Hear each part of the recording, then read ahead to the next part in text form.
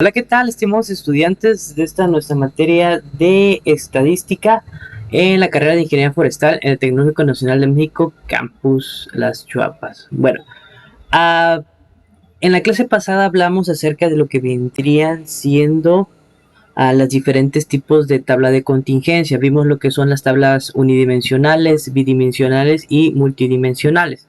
Ahora, también cabe añadir que la manera en que nosotros podemos representar los datos pueden ser a través de lo que comúnmente se conoce como diagrama o gráfica. Hay diferentes tipos de diagrama o de gráfica. En este video, que va a ser un video súper rápido, súper ligero, vamos a prácticamente comentar o platicar solamente de los dos gráficos más populares. Y bueno, según estudios realizados en estos últimos años, hay una persona que escribió un libro que se llama Storytelling with Data, que habla de cómo nosotros podemos, a través de los gráficos, de los diagramas, podemos contar historias para que a las personas que nos van a oír y a ver, en este caso lo que vendrían siendo nuestro público, puedan mediante estos procesar toda la información.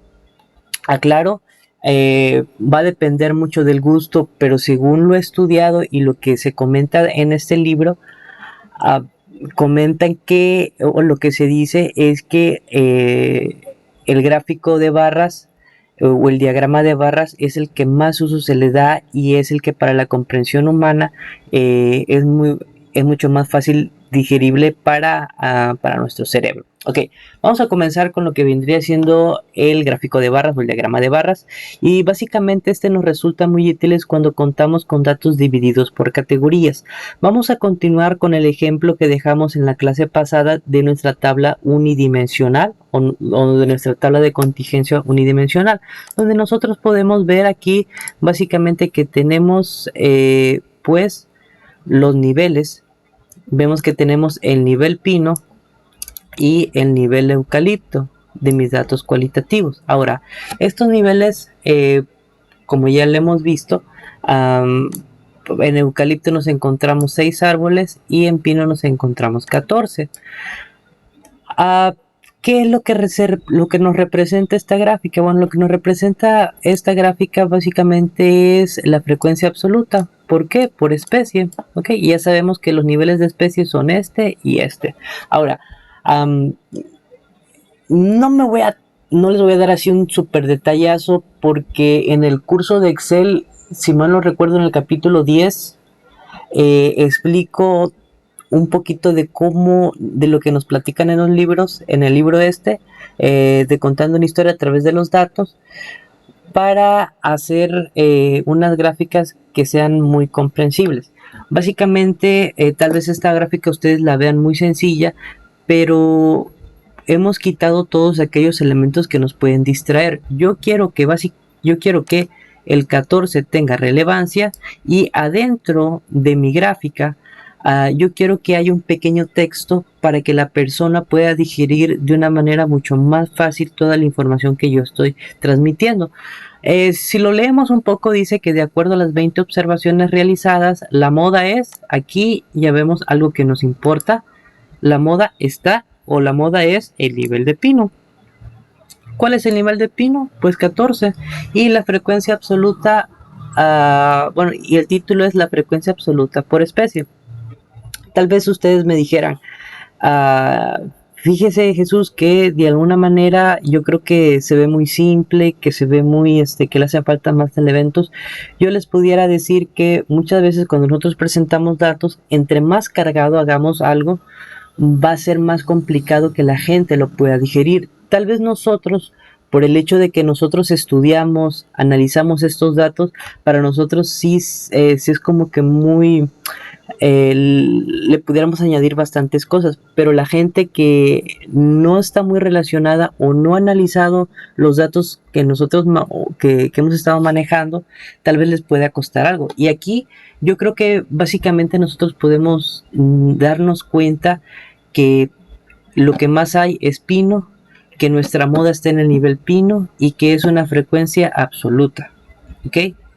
Eh, Esto es tomando en cuenta los datos cualitativos. Ahora, otro gráfico también que vamos a estudiar y vamos a ver es el gráfico de diagrama, perdón, es el diagrama o el gráfico circular. Muchachos, antes de seguir con esto, quiero hacer una leve referencia. Según la composición de nuestro cerebro, es más fácil que nosotros de alguna manera reconozcamos esto a que reconozcamos esto. En este libro nos cuenta que el cerebro, cuando ve algo más alto o algo un poquito más largo, intuitivamente dice o reconoce cuál es el mayor. En cambio, cuando se habla de porciones, comentan en el libro que el cerebro le cuesta un poquito más analizar. Lógicamente al final llegamos a la conclusión de que este es el más grande. Pero lo más fácil para el cerebro o entendible es esta parte de acá. Bueno, siguiendo. El gráfico circular, que es, bueno, esto representa, se pueden representar los niveles de una variable cualitativa como unos sectores o como unas partes de un círculo. En la lámina pasada les puse la frecuencia absoluta. Ahora estamos presentando lo que vendría siendo la frecuencia relativa y la hemos puesto en porcentaje. Ya hemos visto en clase cómo calcular esta. Simplemente yo quiero mostrarles en la computadora cómo nosotros pudiéramos presentar los datos. Ahora, tiene que ir acompañado de igual manera de un título, tiene que ir acompañado pues también de estos elementos que se llaman labels o etiquetas o leyendas. Y siempre es importante poner un texto que si bien a primera vista tal vez cueste un poco, ya cuando lo leamos nos pueda terminar de encarrilar o nos pueda terminar de ayudar a concluir qué es lo que nos está mostrando o qué es lo que la persona que nos está presentando quiere que nosotros pongamos nuestra atención. Y aquí, como ustedes lo pueden decir, queremos que la atención se la lleve el 70% de la población. O sea que básicamente decimos que el 70% de la frecuencia relativa recae o está en el nivel de pino. Estos son los dos gráficos que yo quiero que nosotros trabajemos.